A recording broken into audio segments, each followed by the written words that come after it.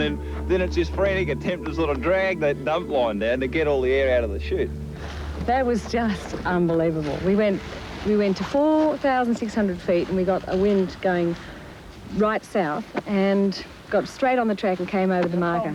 Like, not quite over the marker, but just about. Top 10, at least. And look how far we've dragged. It was a very fast landing, very fast. I had Greg to help me with a little bit with the dump line because it was pretty tough. Just missed the fence. 72, 73, 74, 75 metres. That's quite a drag. That's probably about the longest I've ever had. Landing was fantastic. And today we came over those trees and Ross said, I just want you to touch them, just touch them, just touch them. And we zipped in over them. And as soon as we came over the top, I said, Ross, start ripping. And Peter and I just grabbed poles and stood there. And we came in for the loveliest landing. And three guys on Earth really got a lot of love out of what we did this morning. For some crews, though, there's no love at all in these fast landings, just pain and suffering. Susanna Mielch from Denmark winds up with concussion and a broken ankle from one brutal landing. And Serge Barunius from France breaks his ankle in yet another crash. Both are hospitalised, with Susanna vowing she'll never fly again. It's a shame, but it will happen. When we fly on minimum, or the other word, maximum conditions, then when you attempt to dare, when you go to the edge, then there's every chance you're going to hurt yourself. And sometimes if you don't go to the edge, what the hell is it worth living for?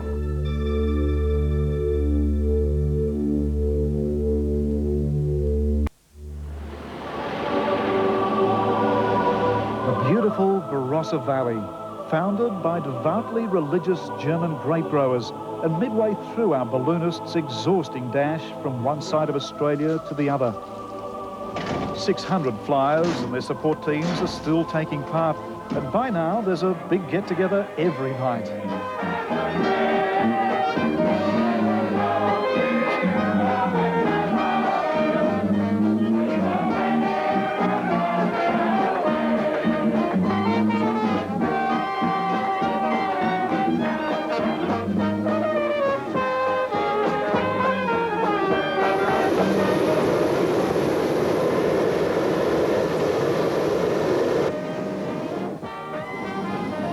There's no wind. Balloonists really don't like a lot of wind. Aidan Wicks flies jumbo jets for a living, hot air balloons for a hobby. And we know we can get airborne without burning our balloons. In competition, we get a little bit hyper, and when we get hyper, we start to burn balloons. This morning we're all hyper, but there's no wind. It's all go, go, go. Those magnificent men. These ideal conditions provide the first opportunity since the challenge began for competitors to fly safely. The strong winds of the past week that had caused so many accidents held off all morning, allowing the teams the sheer pleasure of soaring to the clouds.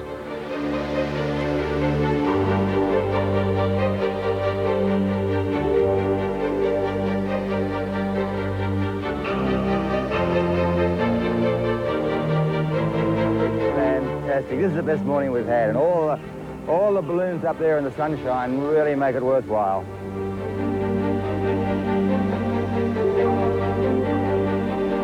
Wow, look at this country open up. Isn't that magnificent? Fantastic.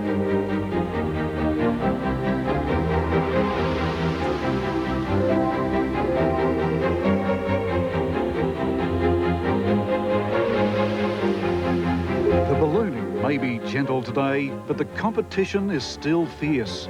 All 78 entrants are taking part in this flight, gaining points for dropping a marker near a target.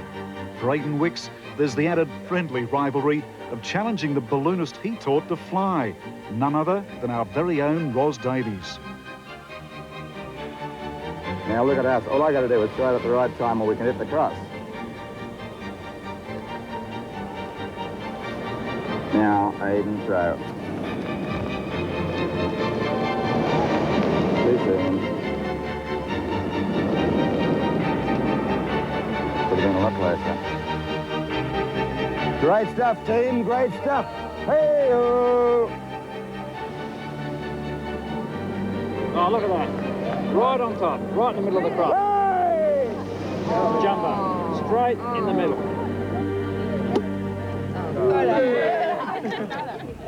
And for his precise aiming, top points are awarded to one of the other Aussie teams. Pilot Mark Wilson on the left is only 21 years old, and congratulating him is the world ballooning champion, American David Levin, who's leading the field in this Trans-Australia endurance race. Video camera. I got great footage today, so at least I got something out of it. On the road again, this time to more drama. Roz in hospital while a US entrant catches fire.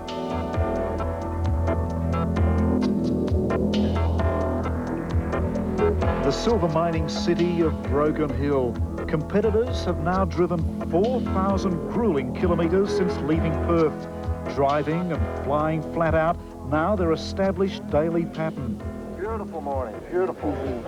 Now, as far as wind direction here is concerned, it is fairly steadily around the 160, as you can see. Wally Williams, the competition's official meteorologist, and increasingly the butt of jokes about his forecasts. You have fine, wonderful conditions, which is the answer to your...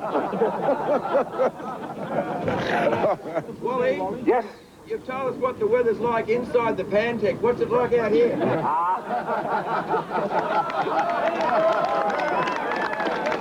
There's no doubt about these boys, they're getting clued up. Wayne, it's shaping up to be a fabulous day today, isn't it?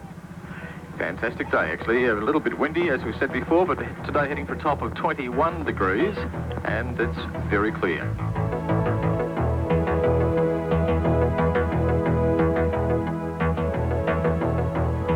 Again, the winds are far too strong, threatening more dangerous landings, and yet giving the residents of Broken Hill a show like they've never seen before.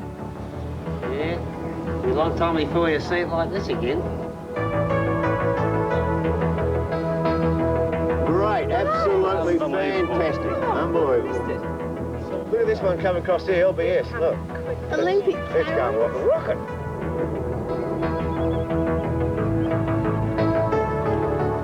The wind has picked up even more speed, blowing at 20 knots and providing a race on the ground as support teams try to keep up.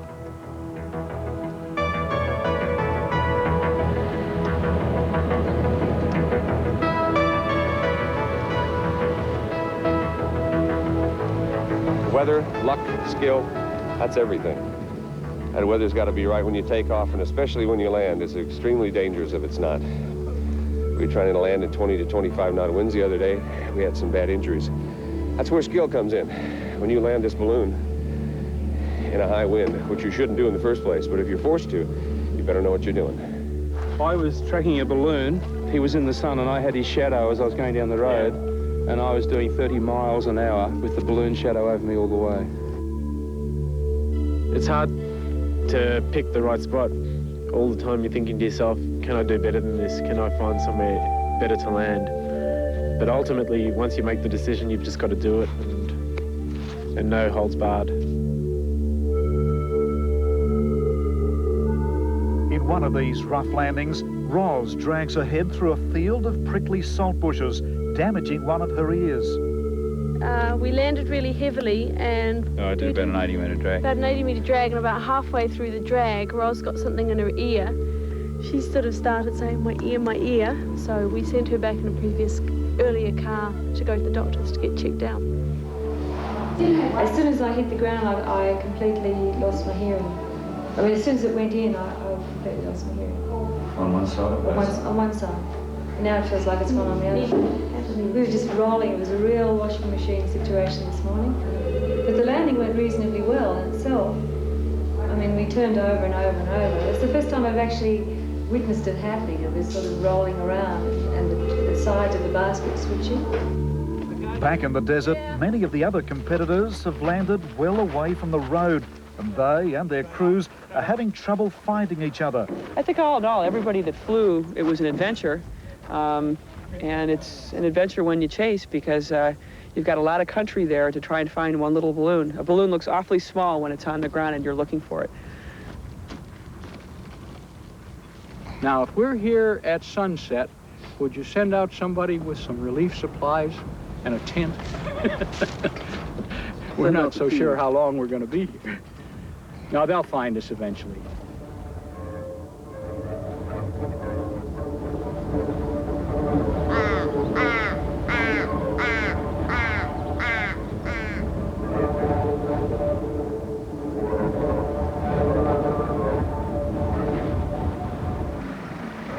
Released from hospital at last, Ros and gang explore the ghost town of Silverton.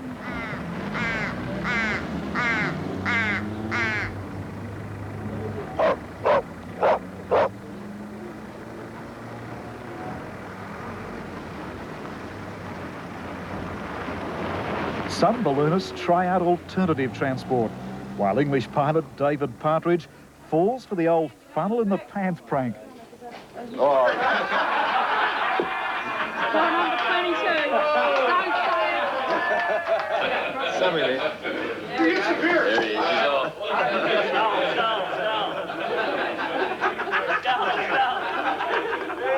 Oh, you got a good one there. Back in Broken Hill, an unofficial contest that almost ends in tragedy. On top of this post is a silver ingot worth $8,000. Two of the Cross Australia challengers decide to try to pick it up. Jerry Elkins in the Rough Riders balloon from Wyoming, USA, makes a low swoop. In trying to scoop up the silver ingot, he loses height too quickly and is swept straight into the side of a house.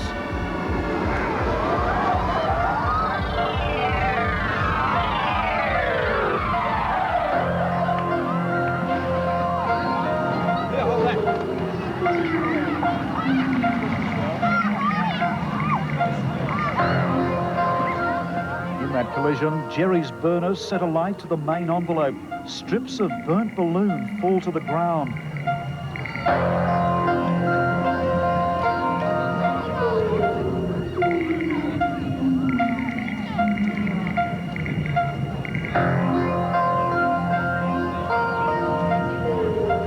The house he smashes into shows signs of the force of the impact.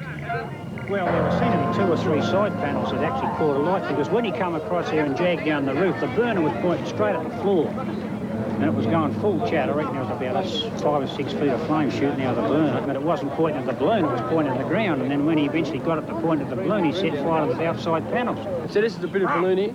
See? It's a bit of a shame, but no, it's a bicentennial and all that. You know, people almost die on bicentennial day. Yeah, you know, it's true. Jerry Elkins and his co-pilot, meanwhile, are still flying. Both men have been badly hurt and yet still have to land their stricken balloon. Oh,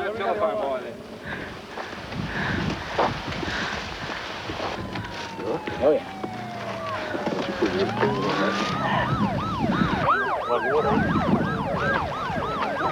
You know, stuff happens. What happened with the flaming? Worried. How did that happen? Jerry injured several ribs in that crash, but went on to compete in the final events of this now legendary race across Australia.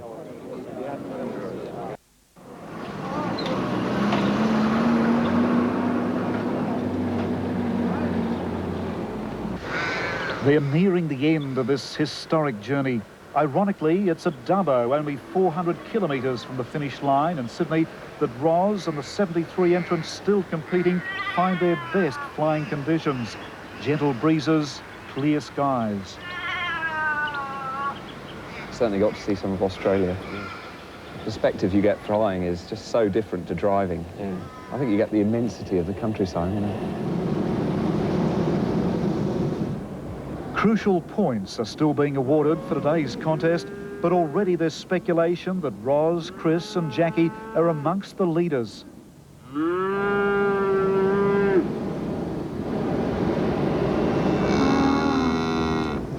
The other great thing is it's not just been scenic Australia. We haven't come and flown over Ayers Rock every day. We've actually seen more of real Australia, I suppose. You know, mining towns and outback settlements and stations and, you know, a much more composite view of the country than perhaps you would in any other way. The crew from Continental release a small one-man balloon known as a Cloudhopper.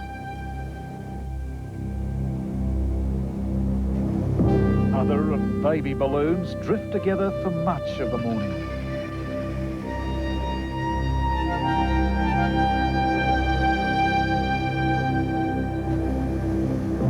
In these near-perfect conditions, the teams are able to fly close together, all coming near the final marker.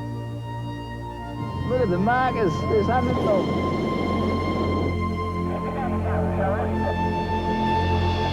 This weather is what balloonists dream of, far removed from the strong winds which have plagued them in the weeks before.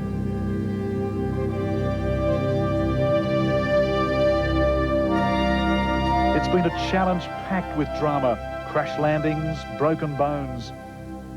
But it's also produced fine memories of a unique spectacle spanning 6,000 kilometres of stunning outback Australia.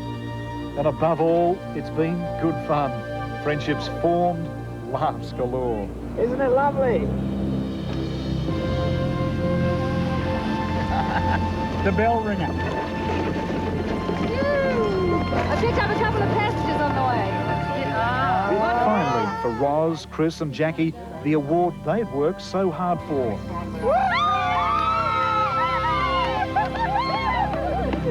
Outright first among the all-women crews and a high placing against the men. Number 9, Ros Davies from New South Wales. The winner, team number 3, first in the competition, David Levin.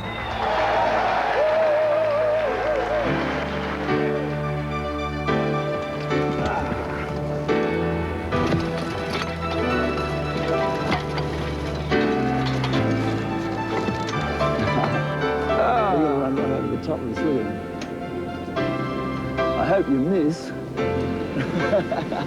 Good one. Lovely.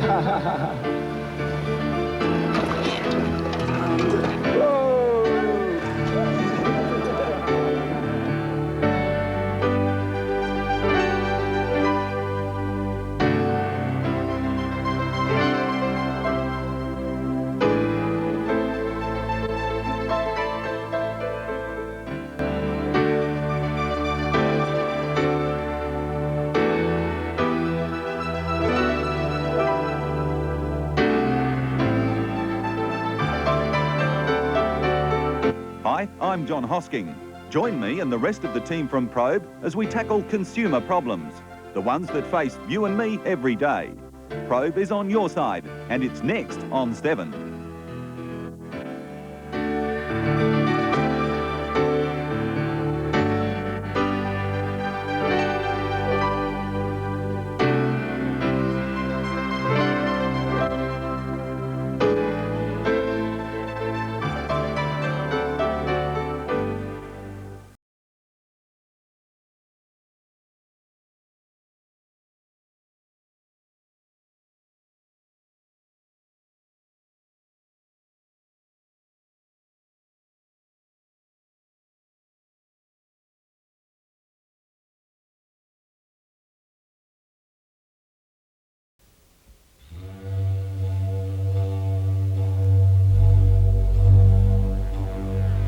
Sunset, and the silent sounds of the night begin to stir within me.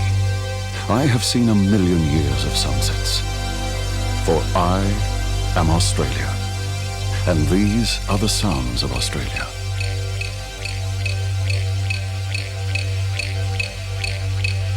Now these ancient sounds are joined by a new sound. As dawn comes to the land down under, my morning silence is shattered by the sounds of competition.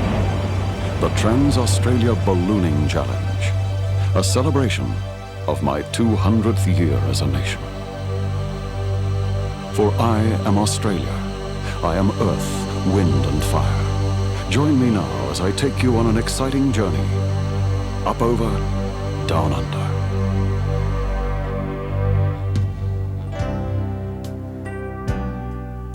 78 international balloon pilots and their crews have come to my shores from around the world to soar among the clouds in celebration of our bicentenary. These hot air balloon enthusiasts are here to compete in the ultimate aerial challenge that will take them across the broad expanse of a continent.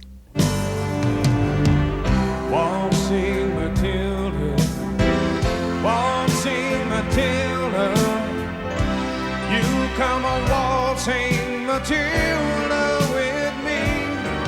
And he sang as he shoved that jump buck in his tucker bag. He sang, you come a waltzing Matilda with me.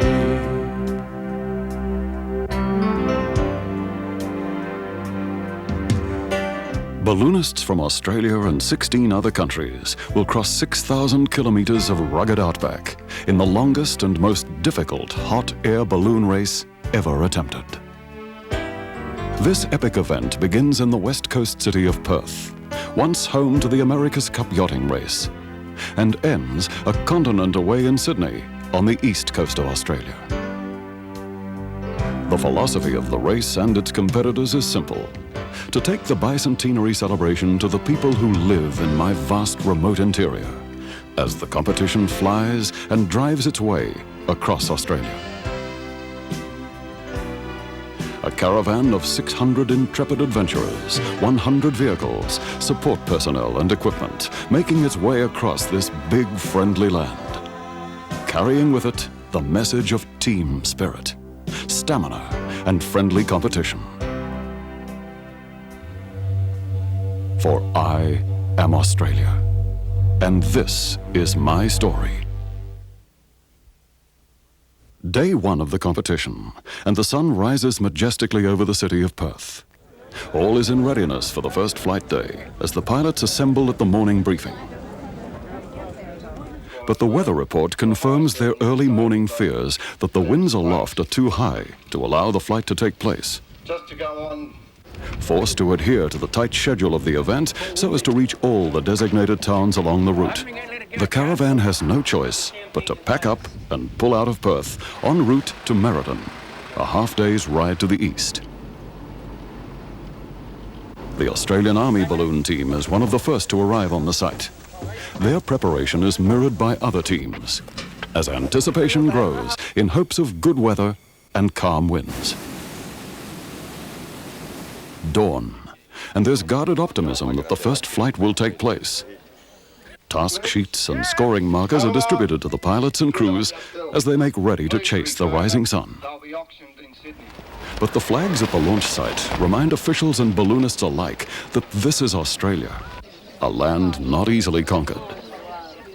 And yet, on this windy morning, thousands of my people have gathered to witness the spectacle of flight. Crews and pilots from around the world meet and mingle with the locals. As if, by some grand design, the winds have carried a message of friendship and camaraderie to contestants and spectators alike. The sun will rise again, and with it, the promise of a day made for flight. It could last forever, of the winds that take us, all the winds that know. It could last forever, if we put our trust in each gentle gust. They'll take us where we want to go. The balloon caravan leaves Merredin behind and heads for Kalgoorlie, a mining town which still produces 2/5 of the nation's gold. Here, my face is scarred, silent tribute to my people's valiant effort to extract the treasures that lie beneath my surface. The winds abate. It's time to fly. Challenge officials call for a fly-in, where pilots will be required to choose their own launch sites as they attempt to fly over a target beneath their balloons in the dusty town below. Ryan Jurg's Dutch team discusses the long-awaited first flight as they plan their strategy. Joe Kittinger and Bob Snow of Rosie O'Grady's Flying Circus, an American entry, check the prevailing winds by using helium-filled balloons.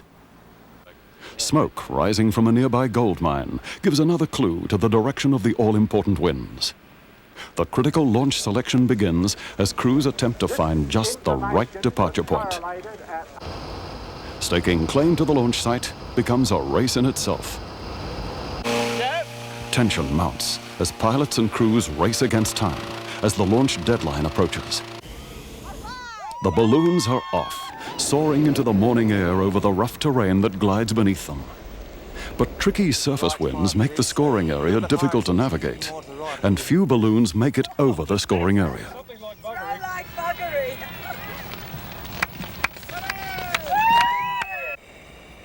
As the